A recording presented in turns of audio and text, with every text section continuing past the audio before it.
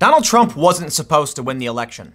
He wasn't. By whatever metric you want to quantify it, if you're a conspiracy theorist and think the deep state was shocked, or if you think it was just by any standard political campaigning, Trump's character and everything wasn't supposed to win. It was supposed to be your stock Democrat, your generic character, Hillary Clinton. Why didn't she win? Well, I can tell you one thing. One thing that helped contribute to Donald Trump's victory: memes. And you may think it's silly. Well, actually, most of you probably get it. But some people out there listening may be like, what do you mean? How did memes get Trump the victory? I will just make this very simple.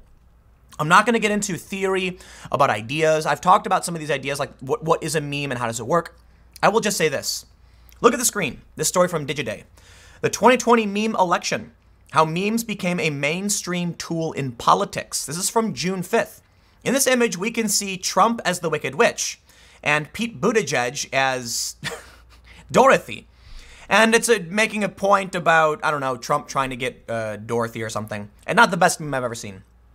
The point is, memes are fun and funny. And it's not that difficult if you understand the general concept or internet culture to play the game. If you make a meme and it's bad, people aren't going to yell at you for the most part. You don't got to worry about rejection. But if you make a meme and it's good, it will go viral because it's funny. But these can be tools for spreading ideas and also recruiting people for your political faction.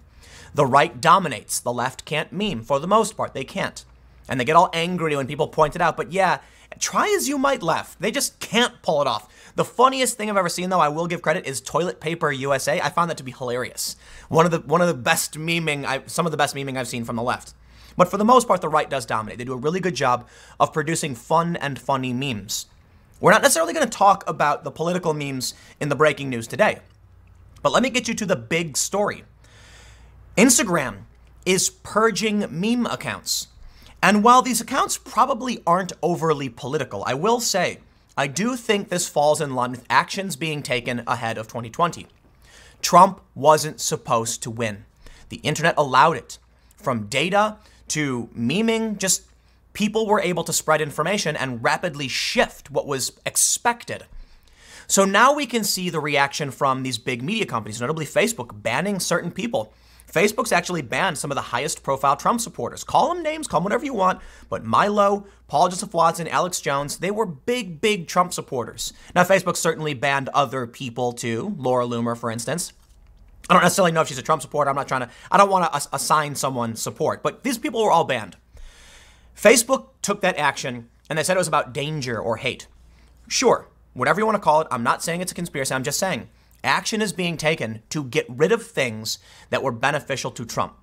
These meme accounts, we're talking about 30+ million followers across all of these accounts wiped out in the past couple days. Again, not saying it's on purpose to sway the election. I'm just saying something changed. Our culture deviated from what was expected. And now it seems like these social media companies have realized this and they're taking dramatic action. Take a look at YouTube.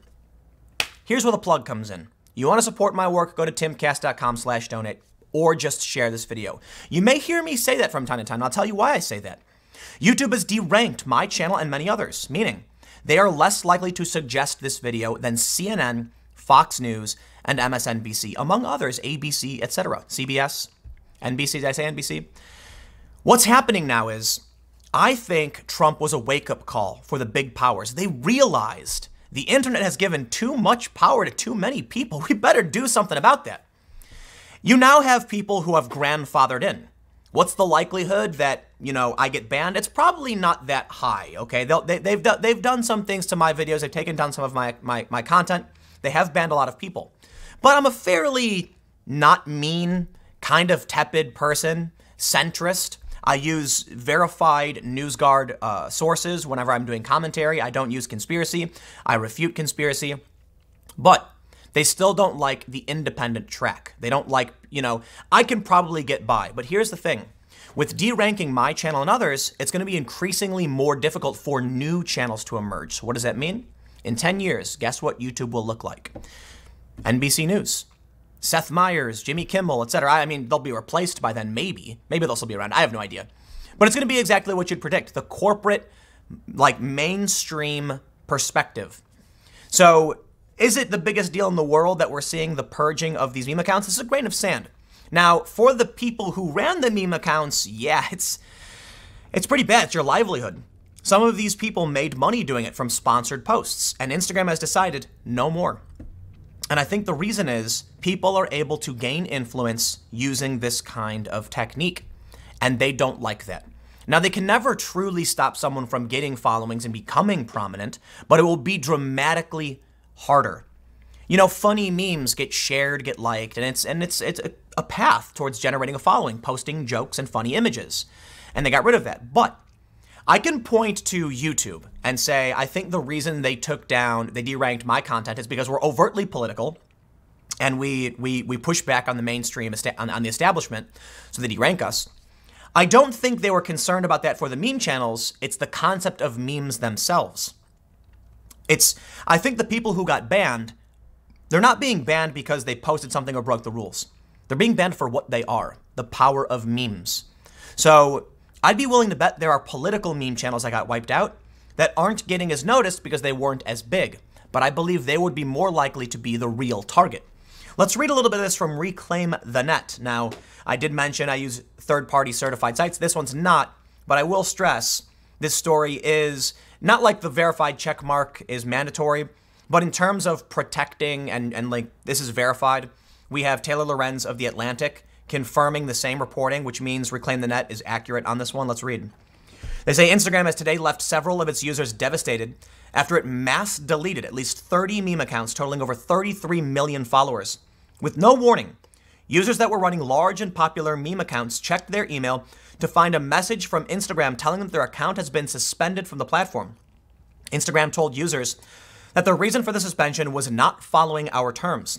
The notice stated, "We're unable to restore accounts that are suspended for this reason," meaning that account owners have lost touch with their millions of followers and have no way to appeal to the social media giant to get their pages and livelihoods back. Facebook owns Instagram. Facebook is taking this dramatic action.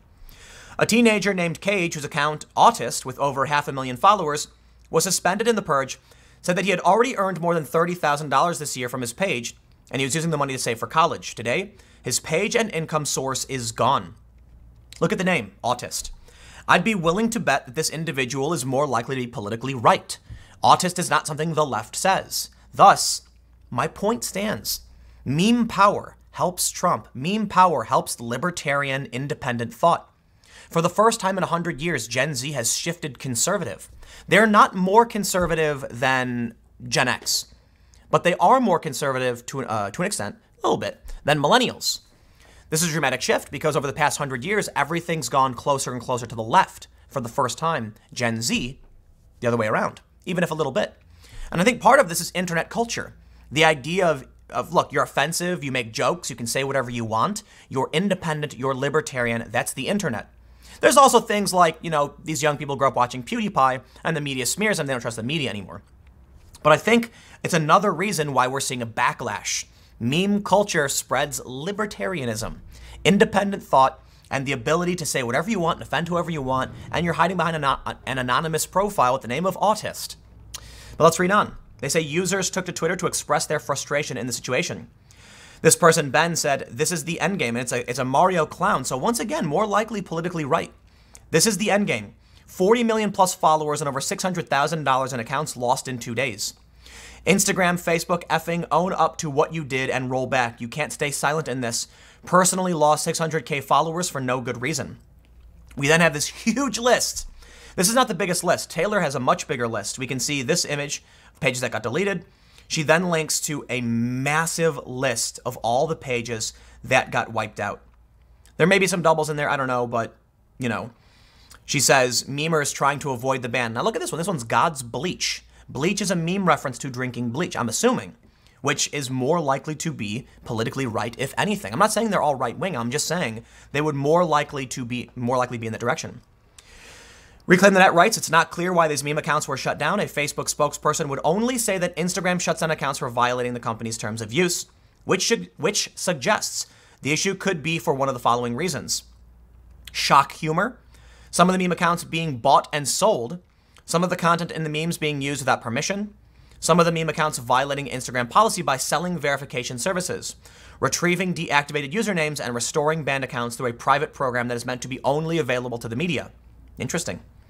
They say in recent months, the data collection image sharing platform has been cracking down on the many popular accounts and suspending them for a variety of reasons, often for so-called hate speech. Keep in mind, Paul Joseph Watson was banned, and it was just selfies of him in the sunset. Like, I kid you not. They banned him. Can't have it. He's dangerous. They say popular cosplayer Belle Delphine was recently banned after a mass flagging campaign. I'm not going to get into all that. I'm just going to stress the purge is not going to stop here. They don't like what happened. They don't like the shift, and they're trying to bring back the cultural narrative in one direction. So we will fall back on the CNNs and the MSNBCs and the Fox Newses of the world, and the the smaller independent voices will be silent. So anyway, I don't know. Maybe I'm wrong, but I will end with this final thought. Maybe it's nothing. Maybe they're just meme accounts. Or maybe it's a fact. We know that memes are powerful tools in independent, liberty-based thought that predominantly helped the right. It's now being purged. Stick around. I got a couple more segments coming up for you in a few minutes, and I will see you then.